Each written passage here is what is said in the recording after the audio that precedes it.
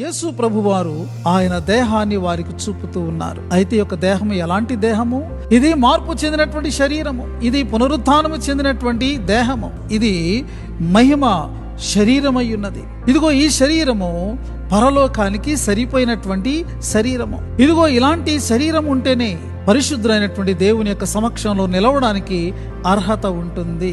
ప్రభువారు ఇప్పుడు ఆ మహిమ దేహముతో ఉన్నారు. ఈ మహిమ దేహాన్ని ఆపగలిగేటటువంటి శక్తి ఏ ద్వారానికి కూడా లేదు. ఏది ఆయన యొక్క దేహాన్ని అడ్డగించలేదు. అది మహిమ శరీరం యొక్క ప్రత్యేకత అయి ఉన్నది. ప్రభువారు ఇప్పుడు ఇదిగో చూడండి, భూతానికి నాకున్నట్టుగా మనిషికున్నట్టుగా ఈ దేహం ఉండదు, ఈ పాదములు ఉండవు, చేతులు ఉండవు అని చెప్పి వారిని ఇన్వైట్ చేస్తున్నారు. చూడండి, నా బాడీని టచ్ చేయండి, నా యొక్క బాడీని ఇన్వెస్టిగేట్ చేయండి అన్నట్లుగా ఆయన వారికి ఎంతో గొప్ప అవకాశాన్ని ఇస్తూ పునరుద్ధాన నిరూపణను ఆయన చేస్తూ ఉన్నారు.